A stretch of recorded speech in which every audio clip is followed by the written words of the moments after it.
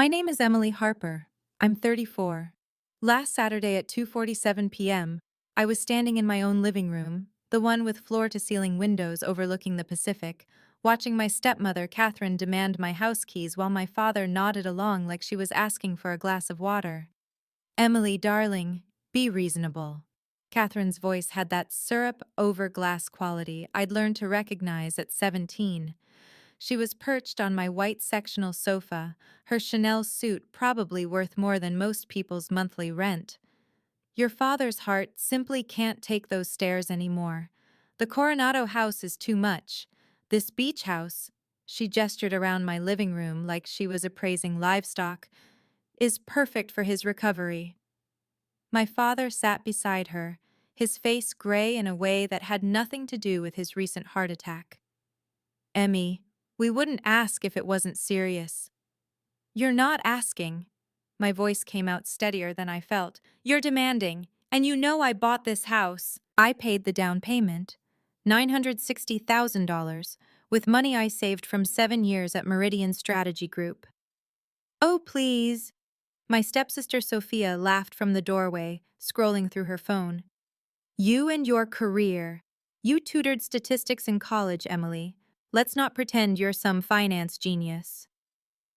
The folder in Catherine's lap caught the afternoon light. I could see my address typed on the tab. "We've already spoken to a real estate attorney," she said smoothly. "Given your father's medical situation and our marriage being community property in California, there are some very interesting provisions." "Get out." The words surprised me as much as them.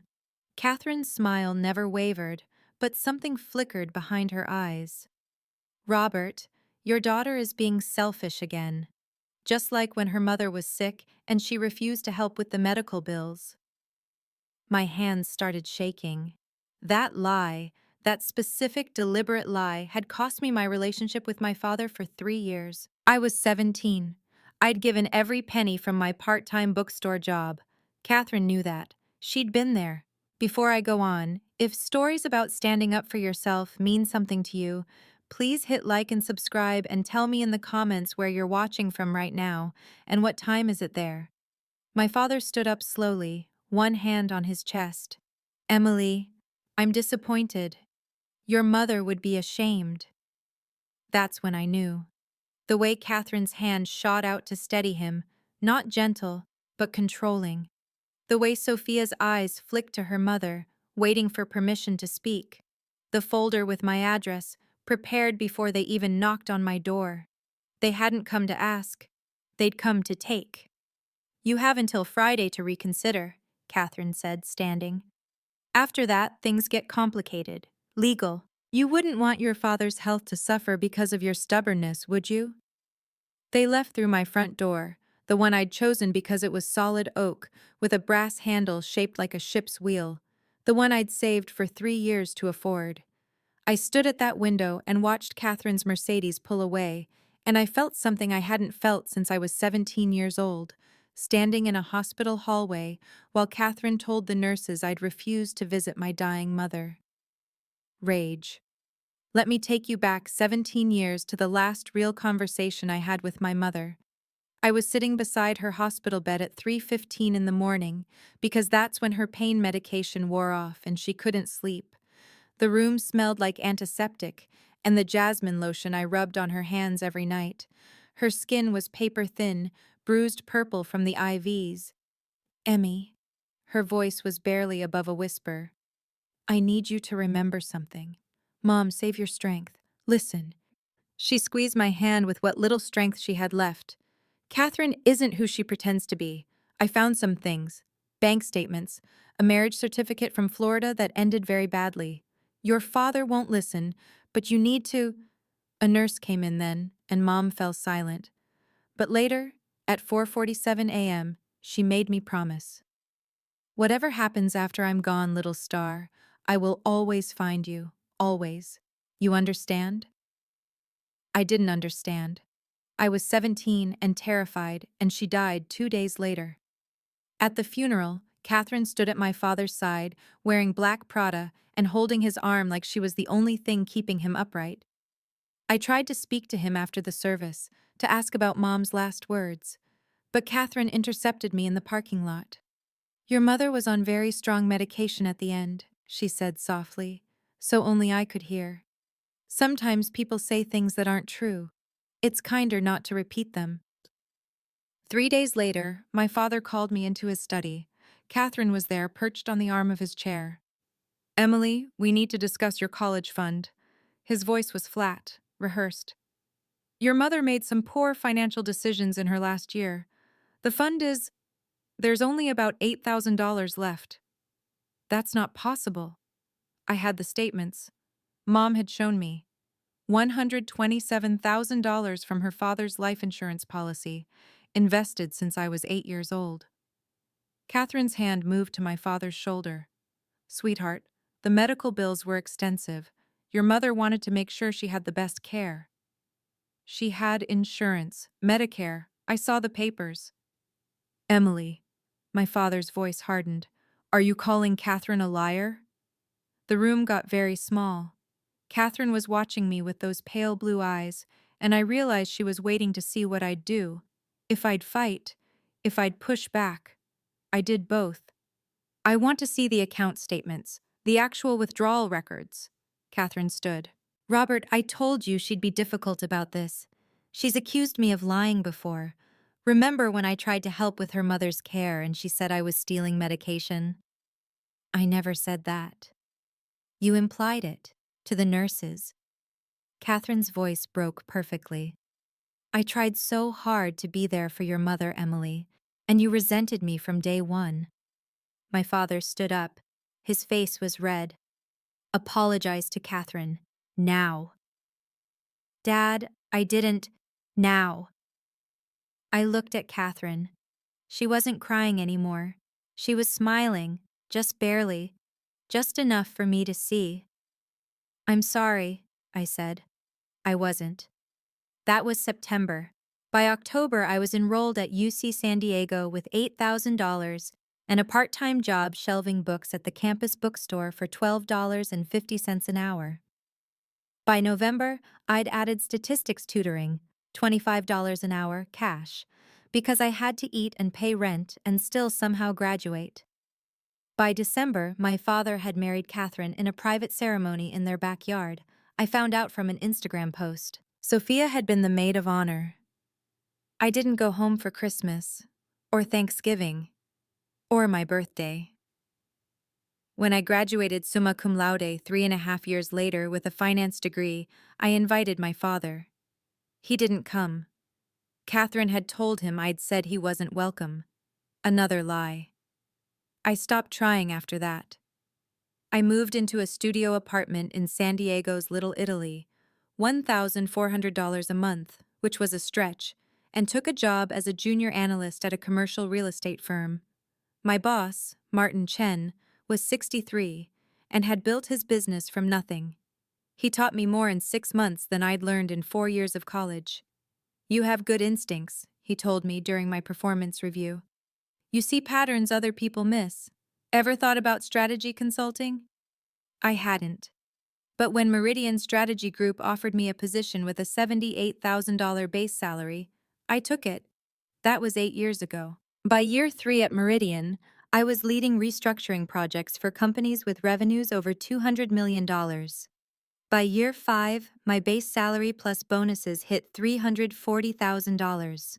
By year 7, I'd saved enough to put 20% down on a $4.8 million beach house in La Jolla, with windows that faced the ocean and a kitchen where I could finally cook my mother's recipes without crying. I hadn't spoken to my father in 6 years. Sophia sent me a text once a year on my birthday, "Hope you're well," and I never responded. Catherine sent nothing, which was somehow worse. It meant she'd won completely. My father had a new family, and I was the ghost they pretended never existed. Until last month, when my father had a heart attack. Sophia called me from the hospital at 11:23 p.m. on a Tuesday. "Emily, it's Dad. He's asking for you." I drove to Scripps Mercy in 23 minutes. My father was in ICU, hooked up to machines that beeped in rhythm with his heartbeat. Catherine sat beside him, holding his hand. She looked up when I walked in, and her expression was perfectly calibrated. Relief, gratitude, exhaustion. Emily, thank God you're here. My father's eyes opened.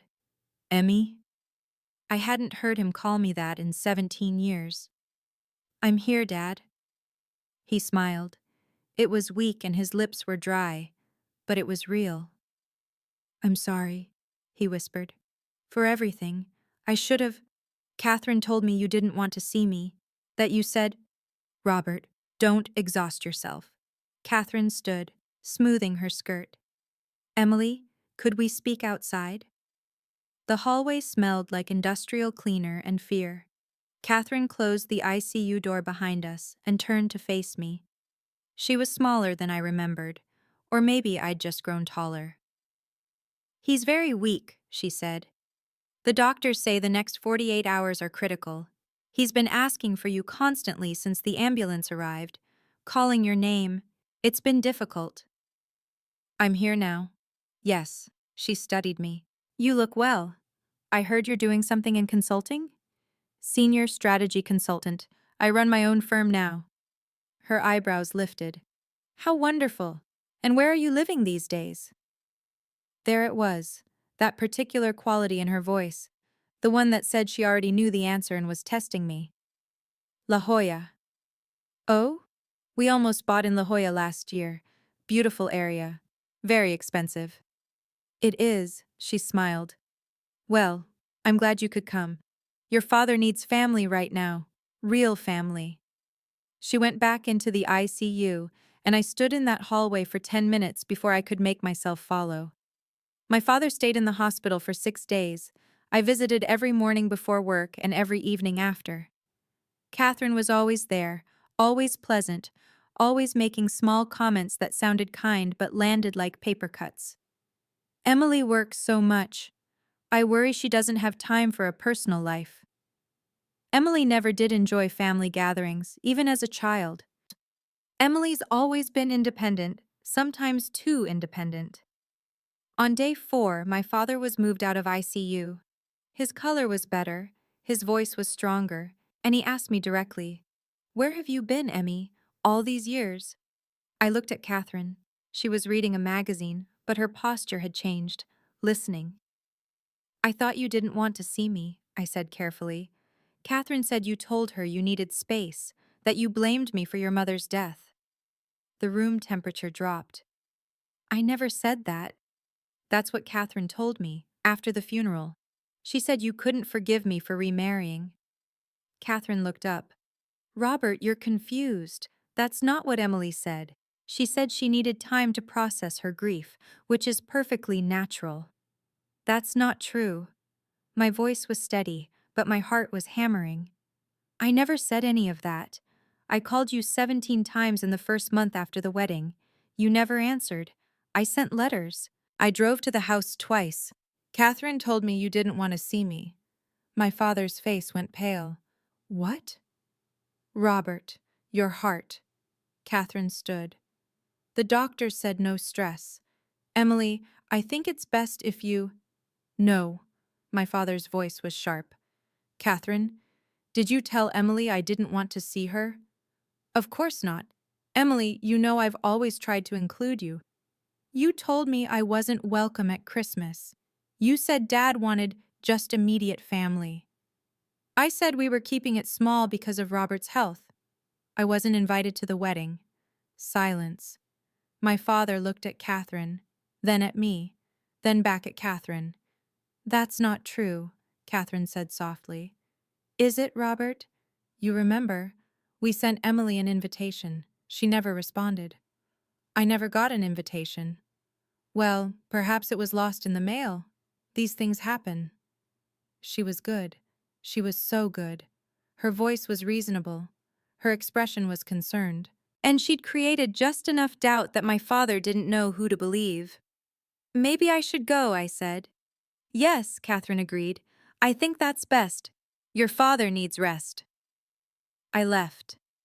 I sat in my car in the parking garage for 20 minutes and tried not to cry. I was 34 years old.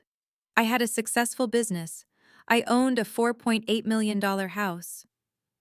And I still felt like I was 17, standing outside my mother's hospital room while Catherine rewrote history. 2 weeks later, they showed up at my door. The Tuesday after my father came home from the hospital, I was working from my home office, reviewing a client's acquisition proposal, when my doorbell rang at 2:47 p.m. Catherine, Robert, and Sophia. On my doorstep. "Surprise!" Sophia sing-songed. "We wanted to see your place. Catherine's been dying to know where you live." They walked in without waiting for an invitation. My father moved slowly, one hand on Catherine's arm. He looked around my living room, the custom built-ins, the original artwork, the view, and his expression was strange. Pride, maybe, or confusion. "This is yours?" he asked. "Yes." "You bought this?" "Yes." Catherine was already in the kitchen, opening cabinets. Sub-Zero refrigerator, Viking range, marble countertops. "Emily, this must have cost $4.8 million. Sophia had found the closing documents on my desk. She was holding them up like evidence. "Jesus, Emily, how did you afford this?" "I worked." "As a consultant?" Catherine's tone suggested I'd said I worked as a fortune teller. "Darling, consultants don't make this kind of money. Was there an inheritance we don't know about?" My father sat down heavily on the sofa. "Your mother's father left some money when he died, but that was your college fund." "Which was gone by the time I got to college," I said quietly. "I paid for everything myself. Tuition, books, rent, this house, all of it." "This," Catherine's expression flickered, just for a second, then she smiled. "Well, clearly you've done very well for yourself. We're so proud." That's when she pulled out the folder. "Actually, Emily, that's part of why we're here. Your father and I have been discussing his living situation, and with the heart attack, well, the Coronado house just isn't practical anymore.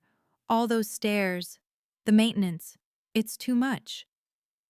"We were thinking," my father said, and I could hear Catherine's words in his voice, "that maybe we could make an arrangement.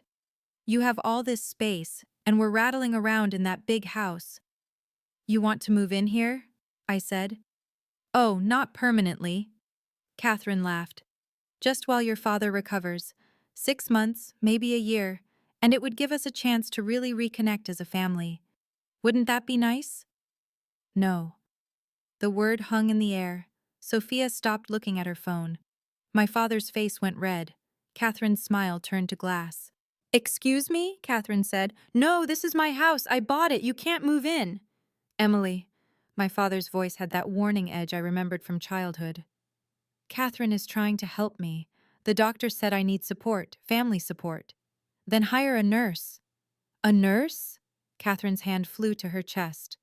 "Robert, do you hear how she's speaking to you? After everything we've done, what have you done?" The words came out sharper than I intended. "What exactly have you done for me, Catherine?" "I raised you after your mother died. You married my father 4 months after she died. You moved into our house. You took her jewelry. You told Dad I didn't want to see him." "That is a lie." Catherine's voice cracked, but her eyes were cold. "Robert, she's lying.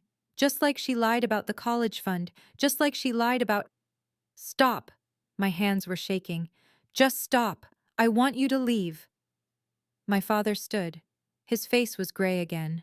"If that's how you feel, Emily, then I think we should go." Catherine's hand shot out to steady him, and again I saw it. That flash of control, the way she positioned herself between us.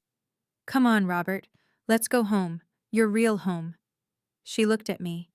"It's clear Emily has forgotten where she came from, how much we sacrificed. Get out." They left. Catherine supported my father down the front steps like he was made of glass. Sophia followed, throwing me a look that was half pity, half disgust. "She's my mother, Emily," she said. "She's not perfect, but she's family. You could try being grateful for once." I watched them drive away in Catherine's Mercedes. Then I went back inside, closed all the blinds, and sat on my living room floor. My phone buzzed at 5:32 p.m. A text from a number I didn't recognize. "This is Helen Whitaker. We need to talk about Catherine Langford. It's urgent." I stared at that message for 10 minutes before I responded. "Who is this?" "Someone Catherine destroyed in 2009. If you don't want to be next, meet me tomorrow. Brickwood Cafe on Kettner Boulevard, 10 a.m. Come alone." I should have deleted it. I should have blocked the number. Instead, I wrote back, "How did you get my number?" "Your mother gave it to me. Sort of. It's complicated. Please come." I didn't sleep that night. At 9:47 a.m. the next morning, I was sitting in a corner booth at Brickwood Cafe watching the door. Helen Whitaker walked in at exactly 10 a.m. She was in her early 60s, dressed in a gray pantsuit, carrying a leather briefcase that looked expensive and well used. She sat down across from me without asking permission. "You look like your mother. She showed me pictures once." "You knew my mom?" "Not well, but we had a mutual acquaintance." She opened the briefcase and pulled out a file folder. "Richard Whitaker, my ex-husband.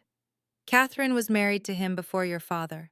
My stomach dropped. She never mentioned a previous marriage. No, she wouldn't have. Helen slid a document across the table. A marriage certificate. Richard Whitaker and Catherine Lang, dated August 2007. They were married for 2 years. When Richard filed for divorce in 2009, the court found that Catherine had systematically drained their joint accounts, forged his signature on a home equity loan, and transferred $190,000 to an offshore account. I stared at the document, the signatures, the notary stamp. "Richard died of a heart attack in 2011, Helen continued, 2 months after the divorce was finalized. The stress, the doctors said. Catherine walked away with nothing. The judge made sure of that, but by then the damage was done." "Why are you telling me this?" "Because your mother contacted me 3 months before she died. She'd found the divorce decree while going through some of Catherine's things. She wanted to know if I'd testify about Catherine's pattern of financial abuse. I said yes. But then your mother died and your father married Catherine so fast I didn't have time to—" Helen stopped. "I should have tried harder. I'm sorry." "My mother knew?" "She knew Catherine was dangerous. She tried to protect you." Helen pulled out another document. "This is the last letter your mother wrote.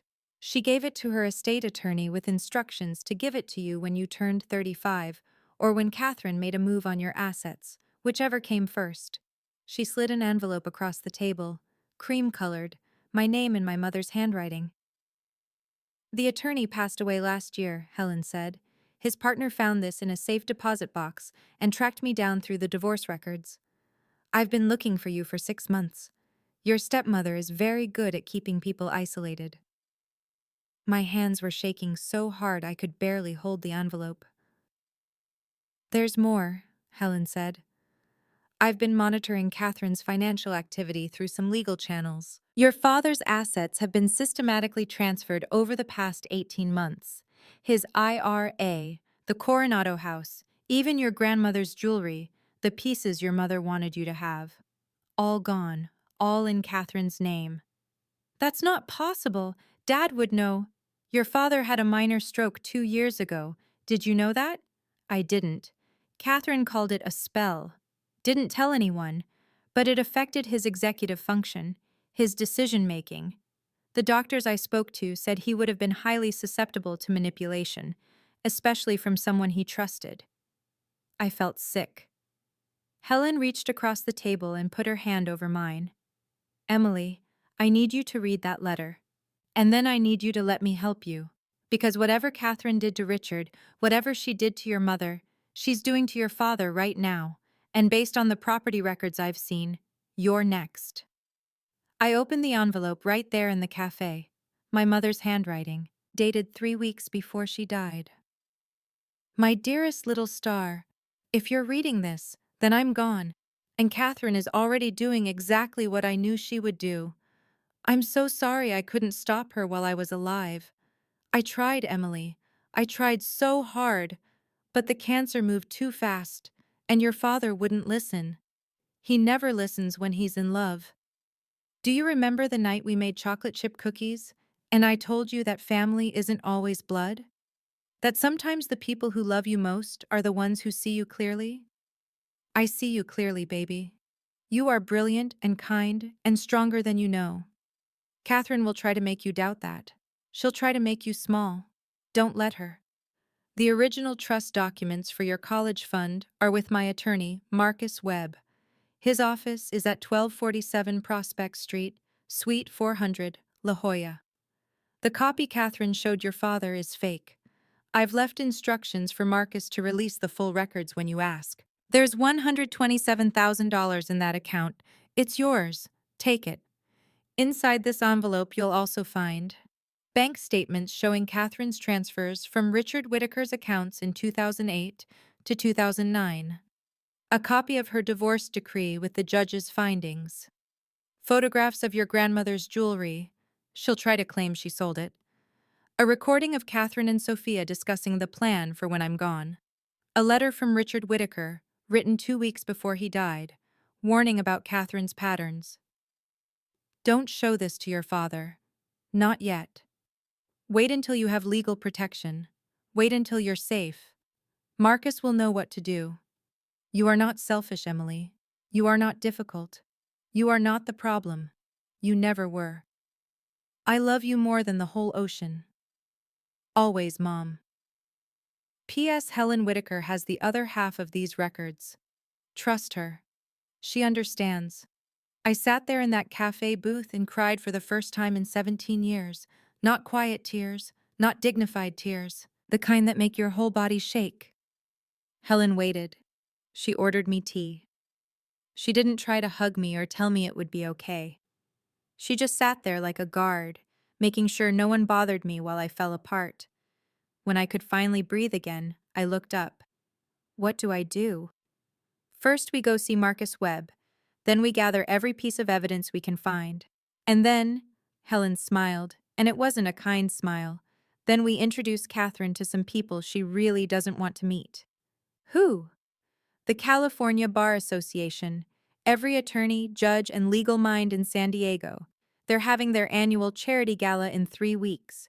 Catherine is receiving the Philanthropist of the Year award for her work with the Langford Harper Foundation.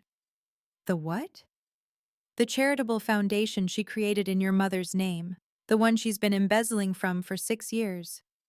I stared at Helen. How do you know all this?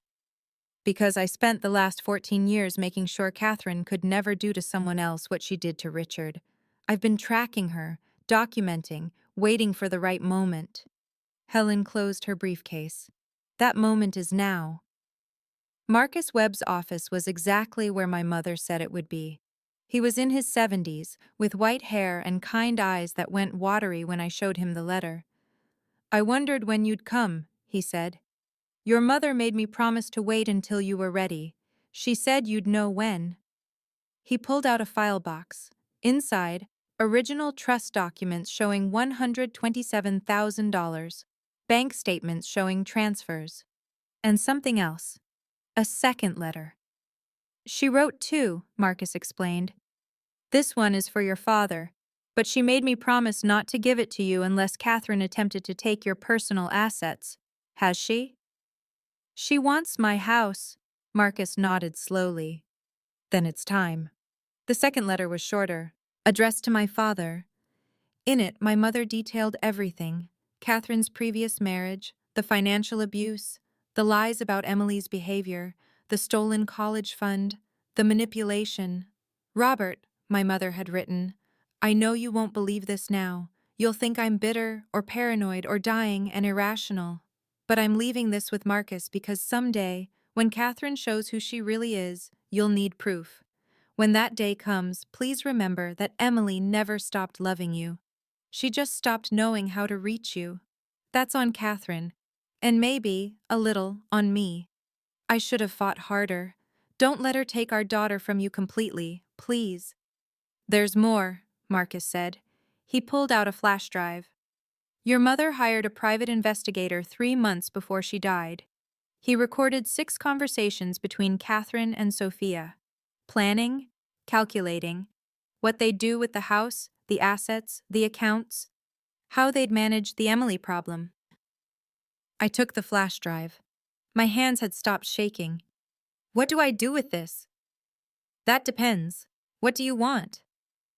I thought about my mother, wasting away in that hospital bed, using her last weeks of life to protect me. I thought about my father, gray-faced and confused, being led around by a woman who saw him as an asset to drain.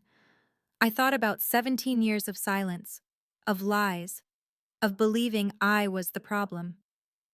I want the truth to come out, I said. I want everyone to see who she really is.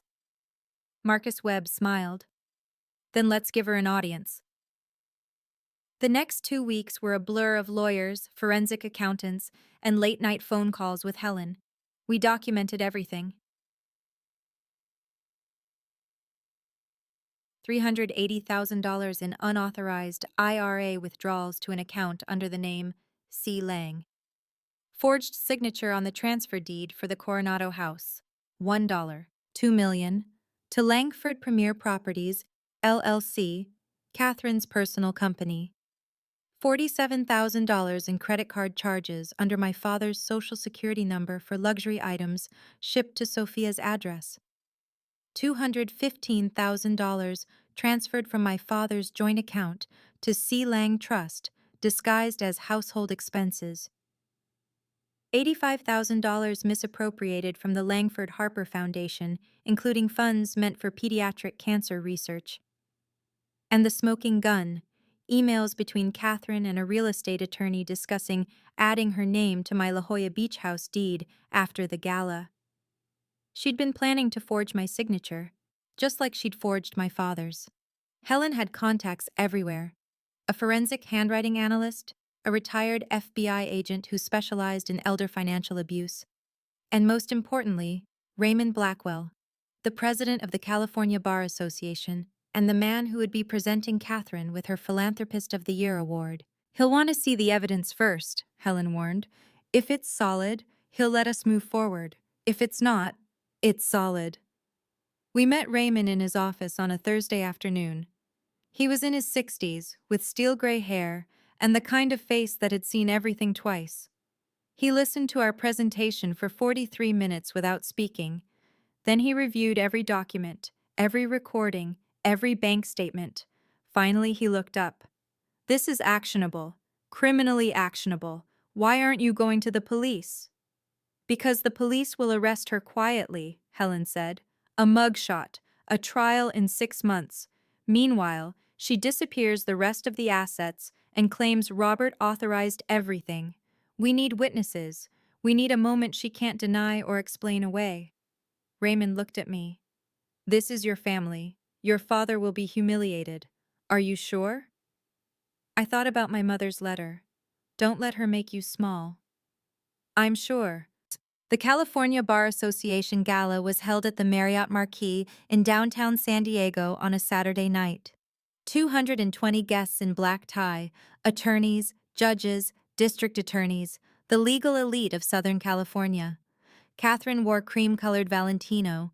My father wore a tuxedo and moved slowly, leaning on her arm.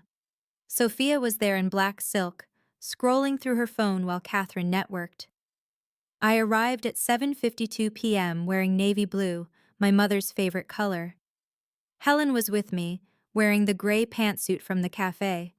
We checked in at the registration table like any other guests. Catherine saw me from across the ballroom. Her face went through several expressions in 2 seconds: shock, calculation, polite interest.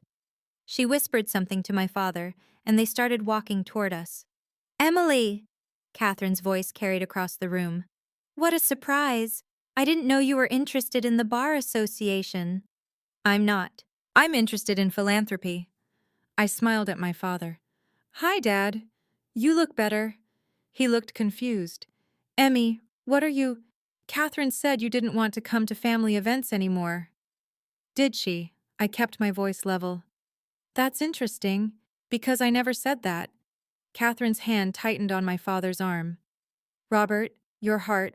Let's not. Emily, this really isn't the time or place for. For what? For truth? I looked around the ballroom. Actually, Catherine, I think this is exactly the place. Her eyes narrowed. I don't know what you think you're doing. I think you're about to receive an award for philanthropic work with the Langford Harper Foundation, the foundation you created in my mother's name. I wanted to be here for that. Something flickered across her face. How thoughtful. Robert, we should find our seats. Actually, Helen said, I think we should all stay right here. Emily has something to share.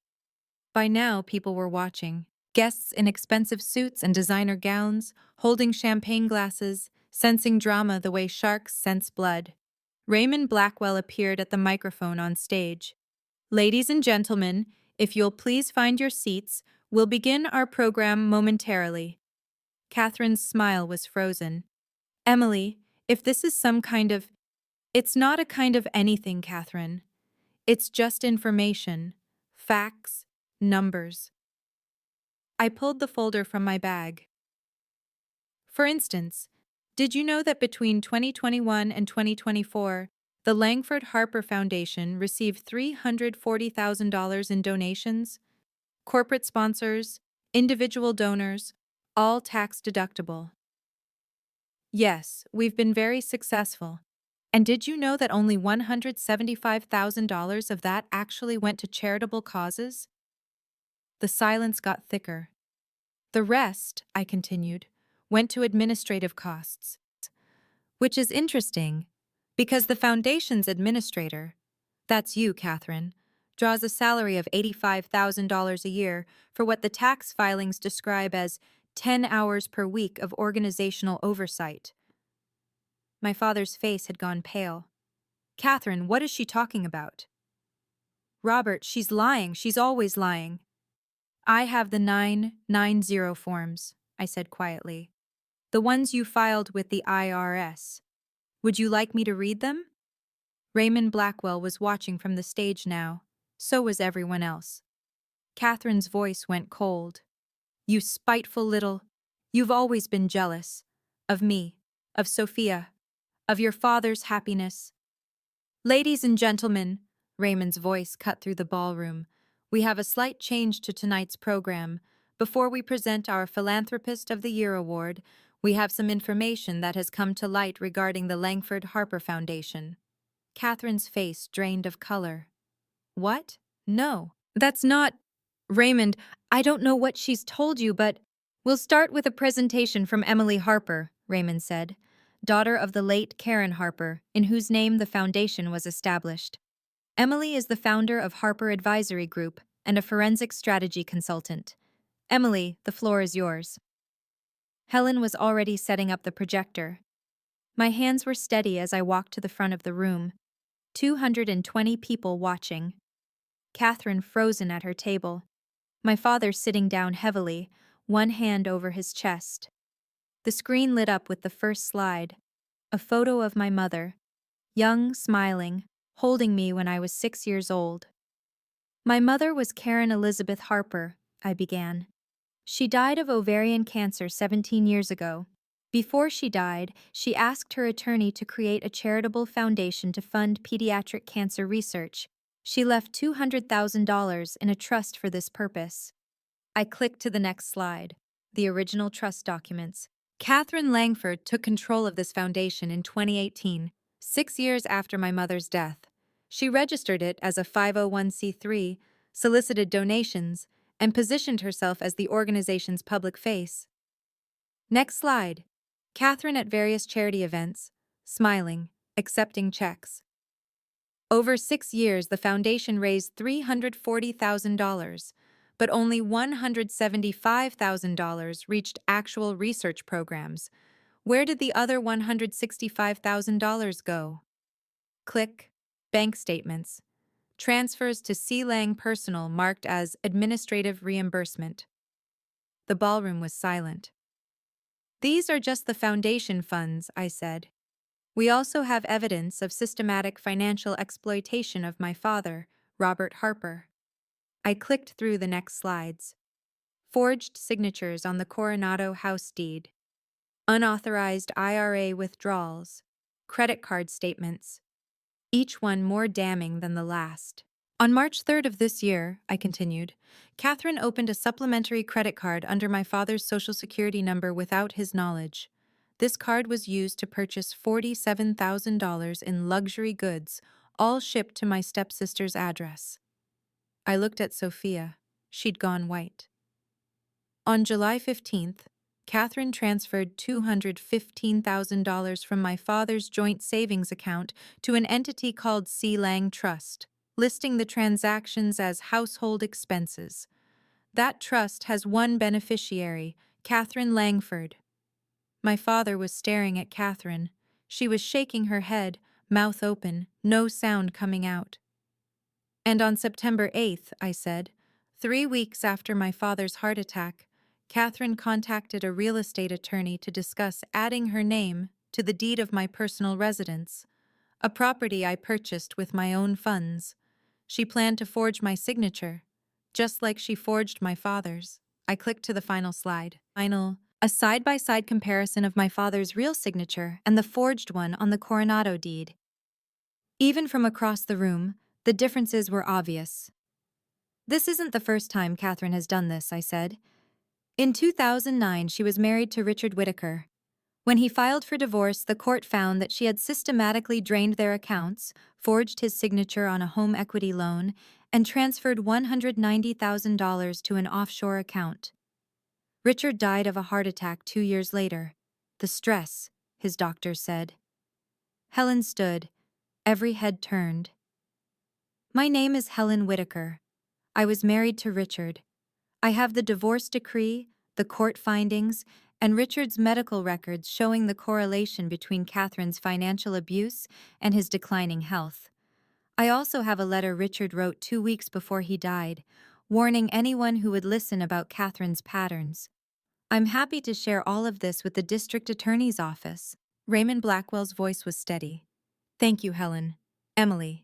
The Bar Association takes allegations of fraud and elder financial abuse very seriously. Catherine Langford, I'm afraid the Philanthropist of the Year award will not be presented this evening. We'll be conducting a full investigation and will be sharing these findings with the appropriate authorities. Catherine stood. Her chair scraped against the floor. This is a setup. Robert, you see what she's doing? Emily has always been...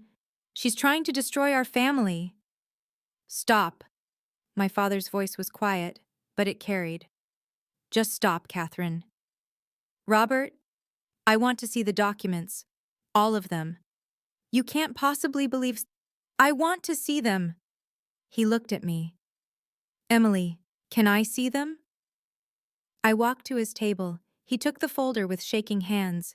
He read through every page, every bank statement, every forged signature, every transfer. Finally, he looked up at Catherine. You told me Emily didn't want to see me. Robert, I was protecting you. You told me she blamed me for her mother's death. She was angry. She said things.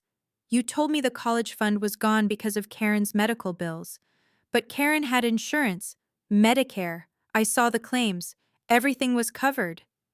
Catherine's mouth opened, closed, opened again. Where is Emily's college fund, Catherine? I don't... The market crashed, there were fees. Where is it? Sophia started crying. Mom, just tell him, please just tell him. Catherine whirled on her. Shut up, Sophia. I can't do this anymore. Sophia's voice cracked. Dad, I'm sorry. I'm so sorry. She made me. She said it was for our family, that Emily didn't deserve it because she wasn't really part of... Sophia, if you say another word... She used the money to buy the Coronado house. Sophia was sobbing now. Before you married. She said we needed to look established, that you'd never marry her if you knew she was broke. The college fund, Richard Whittaker's money. All of it. She said Emily would never find out because Emily never asked questions. The ballroom was silent except for Sophia's crying. My father stood. He moved away from Catherine's reaching hand. He walked to where I was standing and looked at me for a long time. I'm sorry, he said. I'm so sorry, Emmy. Your mother tried to tell me. She tried. I know. I should have listened. I should have. His voice broke. I chose her over you, over Karen's memory, over everything that mattered. I'm sorry. Catherine was backing toward the exit. This is insane. You're all insane. Robert, when you calm down, when you think clearly. I am thinking clearly, my father said, for the first time in 15 years. Raymond Blackwell stepped down from the stage. Mrs. Langford, I think it would be best if you remained here. The district attorney is on his way.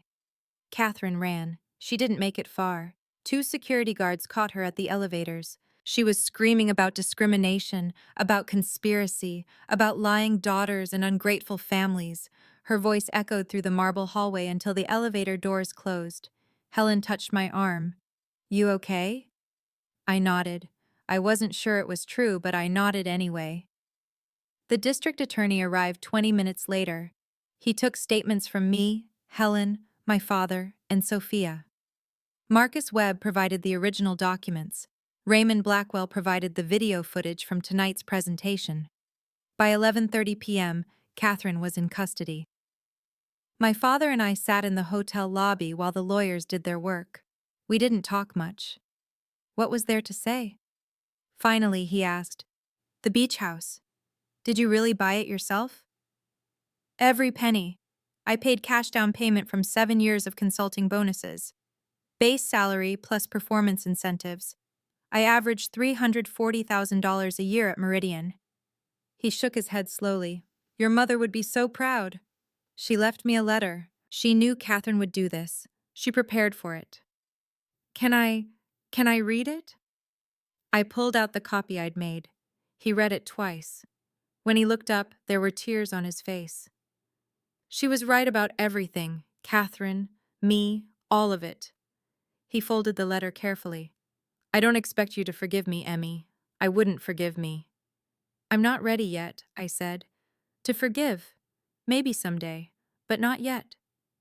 That's fair. Sophia found us at midnight. Her makeup was destroyed. Her silk dress was wrinkled. She looked 16 instead of 28. I'm sorry, she said to me. I knew, not everything, but I knew she was taking money. I knew she lied about you, and I didn't. I should have said something. You're my sister, I should have. She broke down completely. I didn't hug her. I wasn't ready for that either. But I said, thank you for telling the truth tonight. That took courage. She nodded and walked away, shoulders shaking. 3 days later, I visited my mother's grave for the first time in 5 years. The headstone was simple.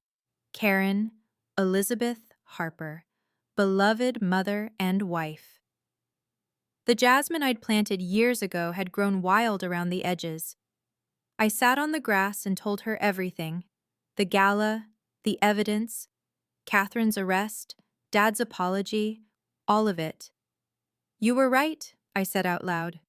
About everything. I wish you'd been here to see it. But I guess you kind of were. The wind picked up, carrying the scent of jasmine. I sat there until the sun started to set, and for the first time in 17 years, I felt something like peace. 6 months later, Catherine was sentenced to 8 years for elder financial abuse, identity fraud, and embezzlement. Sophia testified against her in exchange for immunity. She'd been complicit, but not the mastermind. My father sold the Coronado house and moved into a modest condo in Encinitas. We had dinner once a month. It was awkward, sometimes painful, but we were trying. I started a scholarship fund with the recovered college money, the Karen Harper Memorial Scholarship for first-generation college students studying finance. The first recipient was a girl from San Diego who'd worked 3 jobs to pay for community college. She reminded me of me at 18. My business grew. I hired 3 consultants and took on only the projects that mattered, helping companies restructure ethically, protecting employee interests, building sustainable models. I kept my beach house. I adopted a cat and named her Star. On Saturdays, I made chocolate chip cookies using my mother's recipe, and the smell filled my kitchen like a memory made solid. If you're watching this, I want you to know something. Silence isn't peace. Silence is just the price you pay for someone else's comfort. And you don't owe anyone your peace, not even family, especially not family. If you've ever had to walk away from someone you love to protect yourself, type "I walked away" in the comments. Or if you chose to stay and fight for your boundaries, type "I stayed and fought." Both are brave, both are valid. Both mean you chose yourself, and that's never wrong. If this story meant something to you, check the description for more stories just like this one. Thank you for being here. Last week, I was standing at my living room window watching the sun set over the Pacific. The light was gold and pink, and the waves sounded like breathing.